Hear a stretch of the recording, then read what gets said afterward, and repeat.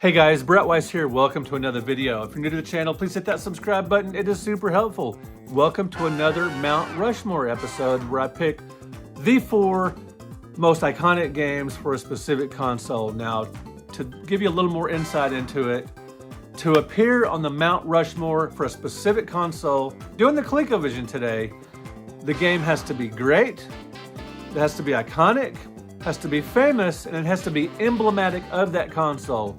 Like when you think of the ColecoVision, what games immediately come to mind as being great and that absolutely define the console? Now there can only be 4 because there are only 4 presidents on Mount Rushmore. Remember, iconic, famous, emblematic of the console, and great. Let's get to it. The 4 most iconic ColecoVision games.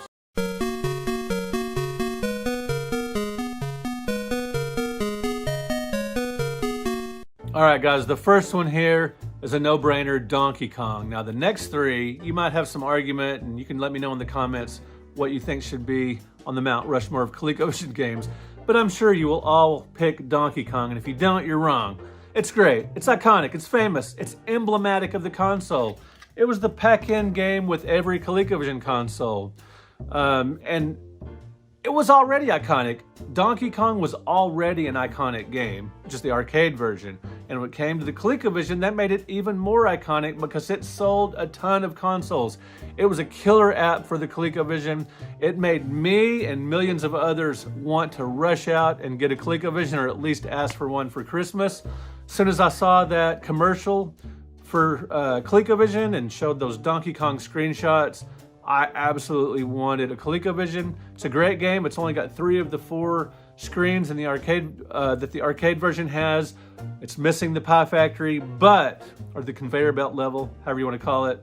But at the time, it was mind-blowing. The cartoon-like graphics, the relatively faithful sounds, and just the look and feel of the game. No, it wasn't perfect, but you know, back in 1982, it was mind-blowing. You cannot think about the ColecoVision without thinking of Donkey Kong. Now, the pack-in cart was a cartridge only, like I showed you there. There are boxed copies that exist, but these are super rare because Coleco did release a limited amount of boxed Donkey Kong games into the toy stores and various department stores or wherever, but they only released a few because the only people that needed these were, like, if your ColecoVision broke or you wanted the original version for the add-in computer or something like that. Yeah, you could go buy yourself a boxed Donkey Kong. Not many people did because they already had the cartridge for the most part. So if you ever find a boxed Donkey Kong for the ColecoVision for a decent price, be sure and pick it up. Donkey Kong, absolutely Mount Rushmore of ColecoVision. I mean, come on. For my next choice, feel free to argue with me on this one. Ladybug. Now, the reason I picked Ladybug, it's a launch title, 1982, and it's a great launch title. It absolutely nails, you know, just note for note with the arcade version. Now, there's a couple of differences, like the bonus round, it's a vegetable garden and not a wedding. In the arcade version, there's a wedding. Long story, not going to cover that here. You could win a free credit in the arcade version. No reason to do that on the ColecoVision. You got a vegetable garden, you know, no enemies, and you could go around, you know, grabbing vegetables for bonus points and with no enemies chasing you. Just a fantastic, phenomenal game. Absolutely love Ladybug, a near perfect port. It's routinely among the best games listed on these various top 10 or top 20 or whatever ColecoVision lists. You'll often see Ladybug at or near the top. It's my favorite ColecoVision game, even though Mr. Do is my favorite game of all time. Ladybug is a better port, and I just love playing Ladybug on the ColecoVision.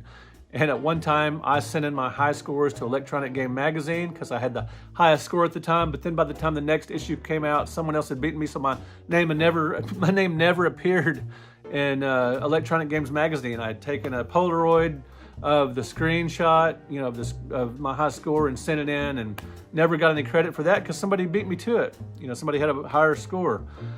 It popularized an obscure arcade game. When Ladybug came out for the ColecoVision, a lot of us had never even heard of the game. The first time I played Ladybug was on ColecoVision, and that was one of the ColecoVision's greatest strengths, is taking games like Frenzy and Pepper 2 and even some more obscure games like Looping, bringing them home where people had time to play them a bunch of times to really get good at them, venture and really explore and discover these great games at home that a lot of people never even saw in the arcades. So yeah, Ladybug was emblematic of that. It's one of my favorite games of all time. So for me, Ladybug absolutely belongs on the Mount Rushmore of ColecoVision games. But if it doesn't for you, let me know in the comments why. Now for my next pick, number 3, Zaxxon. We're going with another launch title from 1982. Just another mind blower like Donkey Kong. People, when they first saw Zaxxon, including me, they could not believe what they were seeing. Now it's not the most accurate arcade port in the world because Sega's Zaxxon in the arcades was such a sophisticated game. The graphics were just out of this world for the time. But it is a very good translation considering, you know, arcade to home back at the time. You just couldn't get an arcade perfect port.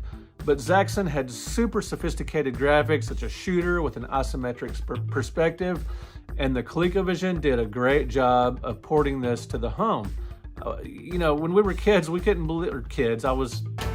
How do you do, fellow kids? A teenager, I guess a kid, 15, 16 years old. We couldn't believe what we were seeing. We were just blown away. I had played Zaxxon in the arcades, and then it was one of the best looking games ever put out in the arcades.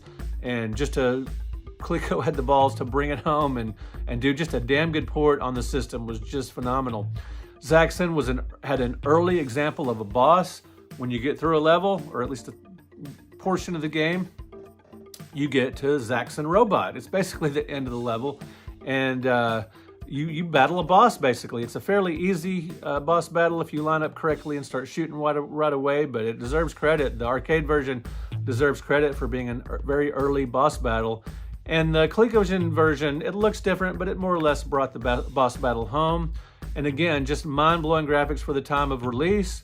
Now, Zaxxon, when it came out, it was $50, but people were willing to pay that. In 1982, most ColecoVision games were $30, but Zaxxon was $50. That and Miner 2049er, a third-party game, both of those were $50.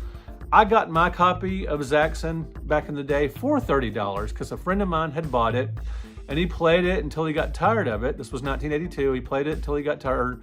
I got my ColecoVision for Christmas in 82, so this would have been early 83 when I got Zaxxon, because he was on my basketball team. His name was Brian, and he just played. When he got tired of a game, he kind of didn't want to go back to it, didn't care. Me, I was more of a collector even back then, and this $50 game I got for $30. Now, I do have a boxed copy now of Zaxxon. I got it, you know, a few years ago, but my original copy was cartridge only because Brian had bought the game, thrown away the box and the manual like most people did back then. And I paid him $30 for the cartridge because I was happy to do that because $50, I didn't care much. I didn't care enough about I liked the box and all that kind of stuff, but I didn't care that much to pay $20 extra for a new copy. I was happy to get my card only for $30. Very thrilled with that. And so, yeah, Zaxxon. And if you don't agree with this pick, let me know in the comments why. It's sort of emblematic of the console. It showed just how powerful the ColecoVision was relative to the Atari 2600 and Intellivision.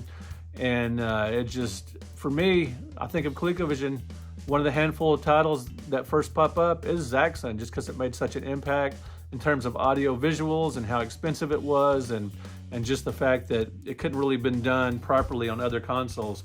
ColecoVision ported Zaxxon to the 2600, not great. I think it was even on the Intellivision off the top of my head, if I remember correctly. Not great. ColecoVision version, fantastic. Great job, guys. Now, my next pick might be controversial. You might look at it as a kid's game, or not a very good game, or maybe it doesn't have the best controls, but it is so emblematic of the ColecoVision. Smurf Rescue and Gargamel's Castle. Now, there are several reasons I'm picking Smurf Rescue and Gargamel's Castle. First of all, the IP is iconic. Based on the Saturday morning cartoon, Smurf, everybody knew the Smurfs back then. And it was just a really famous cartoon. I was beyond, I was sort of past the age of watching Smurf. It seemed like a little kid's cartoon, and it pretty much was. But a lot of people nowadays are really nostalgic for it, that watched it growing up. growing up, but man, it was a very ColecoVision centric game. Now it was ported to the Atari 2600, but the ColecoVision one is what most people remember because of the gorgeous graphics and sounds. Super cartoon-like, the most cartoon-like game of that era, you know, of 82 and previous. It just absolutely looked like a cartoon. It was beautifully animated, had great music and sound effects. Smurf Rescue and Gargamel's Castle doesn't get enough credit for being an early side-scrolling platformer. Now, it didn't truly scroll. The screens would jump abruptly from screen to screen as you progressed, like with Pitfall. But this was very early platformer, and it needs credit as being a highly influential, groundbreaking game.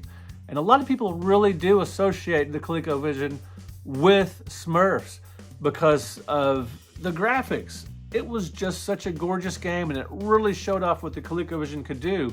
And you look at this game compared to any Atari 2600 or Intellivision game that was released back then, and it just blows them away. It's a playable cartoon, basically. Now, it's got a famous glitch where Smurfette's dress falls off that sort of add to the iconic nature of the game. And yeah, Smurf Rescue and Gargamel's Castle is my number 4 pick. Now, this was a very difficult choice, Zaxxon and Smurf, because there are so many great games on the ColecoVision. There's so many games that people tie directly to the ColecoVision. These relatively obscure arcade ports like Venture, Pepper 2, and Cosmic Avenger, these are honorable mentions because they are very tied to the ColecoVision. Frogger, Cubert, Donkey Kong Jr., Turbo, these are world famous arcade games that were ported very well to the ColecoVision, but I don't think they quite make it up there with Smurf, Zaxxon, or Ladybug as far as being iconic and emblematic for the ColecoVision. Now, some of those games are more famous than those three, but like Frogger and Cubert, but they're not as tied to the ColecoVision as those others. Now, Donkey Kong Jr., I left that one out for more than one reason. Number one, with these Mount Rushmore videos, I don't want to fill them up with series.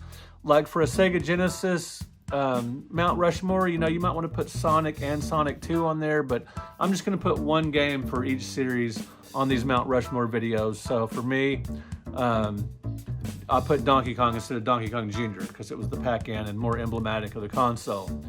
Cabbage Patch Kids Adventures in the Park, another great kids game for the ColecoVision, another great game that influenced the platformer genre.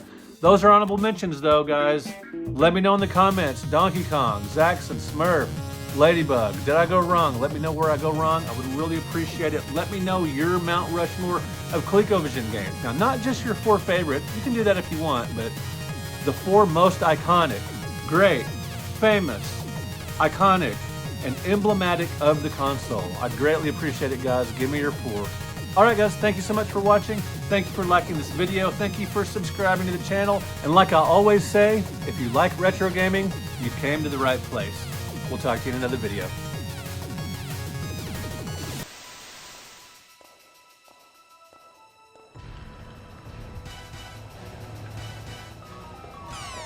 It's me, Mario!